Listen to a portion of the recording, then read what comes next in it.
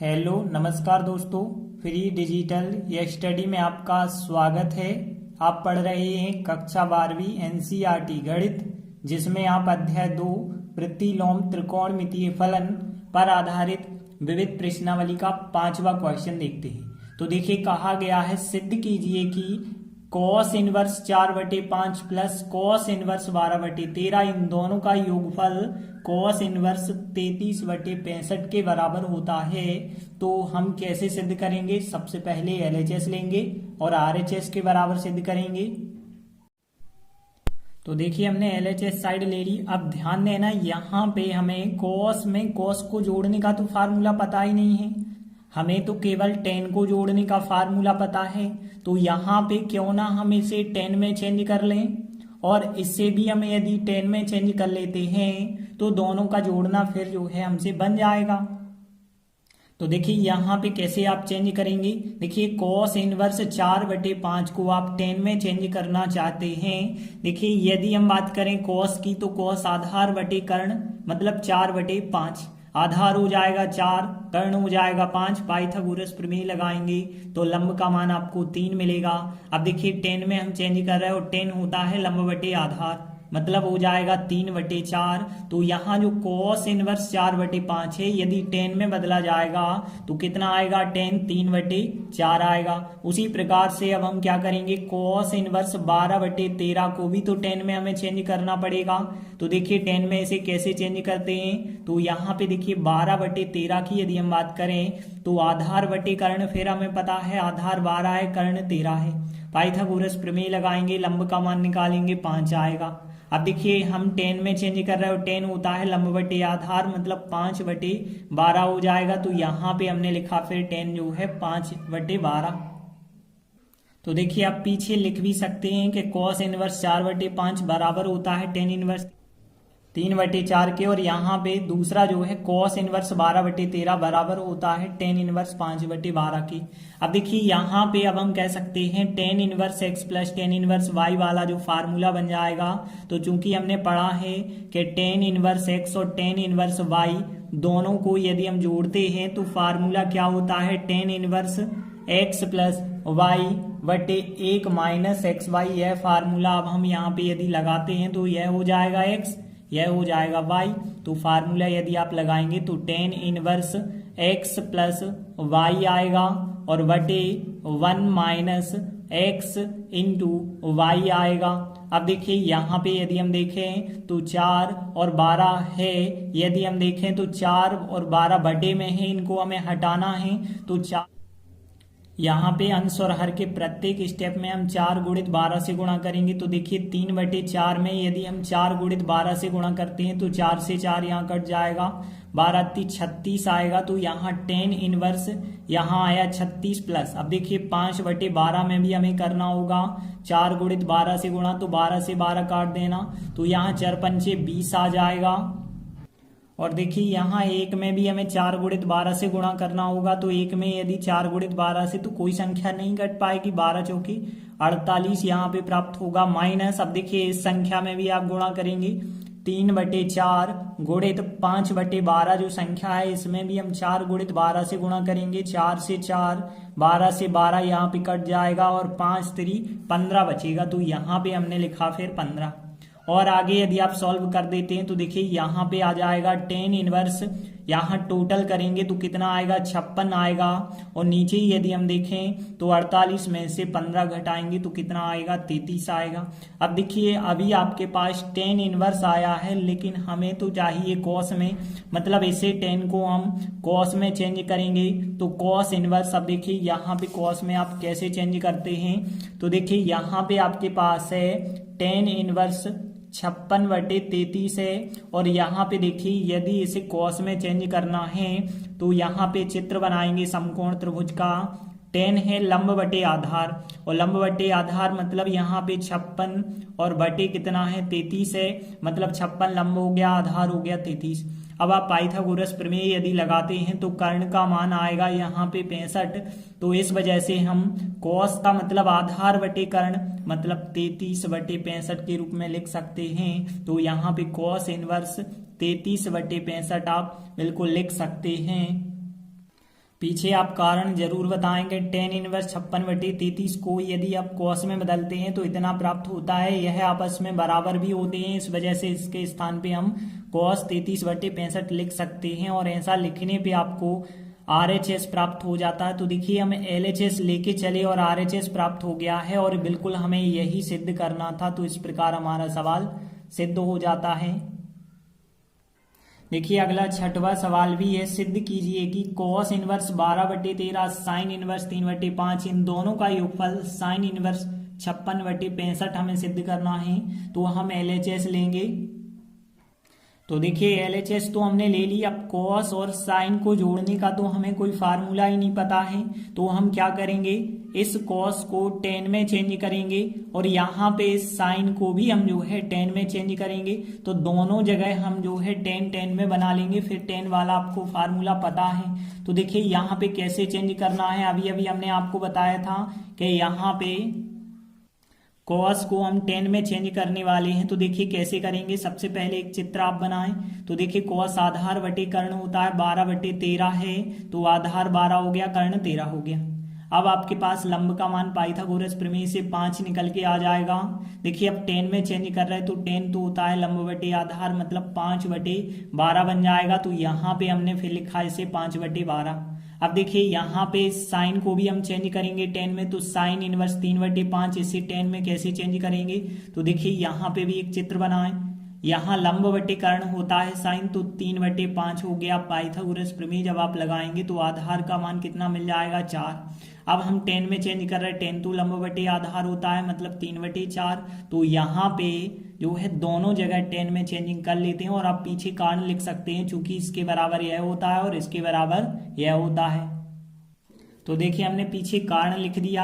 अब देखिए हमें पता है कि दो टेनों को जोड़ने का जो फार्मूला होता है वो हमें लगाना पड़ेगा। तो हमने फार्मूला पढ़ा है tan इनवर्स x और tan इनवर्स y, इन दोनों का जो योगफल होता है वो क्या होता है, tan inverse x plus y बटे 1 - xy होता है। तो यही फार्मूला हम यहाँ पे लगाएंगे।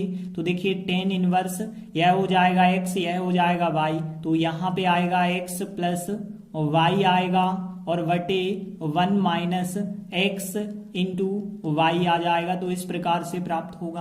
अब देखिए ऐसा सवाल तो हमने अभी अभी किया था कि बटे 12 है बटे 4 है, तो चाहे तो आप इनके एलसीएम से गुणा कर सकते हैं या फिर बटे में जो संख्या दिखती है उनसे ही जो है हम अंश और हर के प्रत्येक स्टेप में गुणा करते हैं। तो यहाँ हम 5/12 में भी 12 × 4 से गुणा करेंगे। तो यहाँ पे देखिए हमने अभी अभी आपको बताया था कि 5/12 में 4 × 12 से करते हैं तो 12 से 12 कट जाते हैं, 5 × 4 कितना आता है, 20 आता है। तो यहाँ पे tan इनवर्स यहाँ पे आएगा 20 और यहाँ पे यदि हम बात करें 3/4 में जब हमने गुणा किया था तो 4 4 कट गए थे, 12 × 36 आया था। और यहाँ पे 1 में जब हमने गुणा किया था 4 × 12 का तो कितना आया था, 48। और फिर यहाँ माइनस, और फिर देखिए जब हमने इस संख्या में गुणा किया था 4 4 कट गए, 12 12 5 3 कितना आया था, 15। तो यहाँ पे इस प्रकार से आप कर सकते हैं। और आगे देखिए यहाँ पे हम करेंगे तो tan इनवर्स टोटल कर देंगे तो यहाँ पे आएगा 56 और यहाँ पे कितना आ जाएगा, घटाने पे 33। लेकिन हमें RHS में इतना नहीं लाना है, हमें RHS में साइन में आंसर चाहिए। तो इसे हम साइन में चेंज करेंगे। तो साइन इनवर्स देखिए हमने अभी अभी जो है आपको पिछले ही सवाल में आपको बताया था कि यहाँ पे देखिए tan यदि 56/33 आ गया था तो हमने इसे कॉस में चेंज करके आपको बताया था कैसे। तो tan होता है लंब बटे आधार, मतलब यहाँ पे 56/33 लंब और आधार हो जाएंगे। कर्ण का मान आप निकालोगे 65 आएगा। लेकिन यदि आप साइन में चेंज करना चाहते हैं तो साइन तो होता है आपका लंब बटे कर्ण, मतलब यहाँ पे 56/65 आ जाएगा। तो यहाँ पे 56/65 आपको प्राप्त होगा। तो यहाँ पे साइन इनवर्स 56/65 प्राप्त होगा। और पीछे आप चाहें तो कारण लिख सकते हैं, चूंकि हमें पता है tan इनवर्स 56/33 को यदि साइन में आप चेंज करोगे तो साइन इनवर्स 56/65 आएगा। तो इस वजह से हमने इसके स्थान पे यह लिखा है और यही आपका देख सकते हैं RHS आ चुका है। तो अतः हम कह सकते हैं LHS बराबर RHS और यही जो है हमारा सवाल सिद्ध हो जाता है। देखिए अगला 7वां सवाल भी बिल्कुल सेम इसी प्रकार का है कि यहाँ सिद्ध कीजिए कि tan इनवर्स 63/16 बराबर होता है sine inverse 5/13 plus cos inverse 3/5। तो देखिए LHS साइड में तो एक ही पद है, हम RHS लेके चलेंगे। तो देखिए हमने RHS साइड ली। अब ध्यान देना यहाँ पे साइन और कॉस को जोड़ते तो हमसे बनता नहीं है, तो हम क्या करेंगे, इसे 10 में चेंज करेंगे और इसे भी हम 10 में चेंज करेंगे। तो चेंज कैसे करना है ध्यान देना। यदि हम बात करें साइन इनवर्स 5/13 को आप 10 में कैसे चेंज करेंगे, चूंकि आपको इनवर्स वाले बराबर होते हैं इस वजह से इसको आप 10 में बिल्कुल लिख सकते हैं। तो कैसे चेंज करना है, देखिए साइन होता है लंब बटे कर्ण 5/13। पाइथागोरस प्रमेय से आधार का मान मिल जाएगा 12। अब देखिए हम बनाना चाह रहे 10 होता है लंब बटे आधार का मतलब 5/12 हो जाएगा। तो यहाँ पे 5/12 के रूप में चेंज हो जाएगा। यहाँ पे भी अब हम चेंज करेंगे। तो देखिए कॉस इनवर्स 3/5 को कैसे हम चेंज करते हैं 10 इनवर्स में, तो ध्यान देना यहाँ भी एक चित्र बनाएंगे। यहाँ पे देखिए कॉस होता है आधार बटे कर्ण हो गया 3/5। अब यदि हम देखें लंब का मान पाइथागोरस प्रमेय लगाएंगे तो 4 मिलेगा। अब हम 10 में चेंज कर रहे हैं, 10 होता है लंब बटे आधार और लंब बटे आधार मतलब यहाँ पे 4/3 हो जाएगा। तो इस प्रकार से चेंजिंग हो जाएगी। और यहाँ पे आप कोष्टक में कारण जरूर लिखें कि चूंकि इसके बराबर यह होता है और इसके बराबर यह होता है। तो देखिए हमने पीछे कारण भी लिख दिया है। अब आप ध्यान दें 10 और 10 को जोड़ने का यहाँ पे अब फार्मूला लग जाएगा। तो आपको हमने जो है पिछले ही सवालों में बताया है। तो देखिए हमने आपको बताया था tan inverse x tan inverse y बराबर होता है tan inverse x plus y बटे 1 माइनस एक्स वाई। तो यहाँ यह हो जाएगा x, यह हो जाएगा y। यदि आप फार्मूला यहाँ लगाएंगे तो tan inverse x plus y आएगा और बटे आएगा 1 माइनस एक्स इंटू वाई आएगा। तो इस प्रकार से आपको संख्या प्राप्त होगी। अब ध्यान देना यहाँ पे अंश और हर की यदि हम बात करें तो यहाँ पे अंश और हर में हमें जो है 12 गुणित 3 से गुणा करना होगा, क्योंकि यहाँ 12 भी बटे में है 3 भी बटे में है। तो हम क्या करते हैं 12 और 3 से हर एक स्टेप में अंश और हर के गुणा कर लेते हैं, फिर देखते हैं क्या सिद्ध हो जाता है। तो देखिए यहाँ पे 5/12 में हम 12 गुणित 3 से यदि गुणा करेंगे तो यहाँ 12 से 12 कट जाएगा, 5 3 कितना आ जाएगा 15 आएगा। तो यहाँ पे tan इनवर्स यहाँ पे आया 15 प्लस।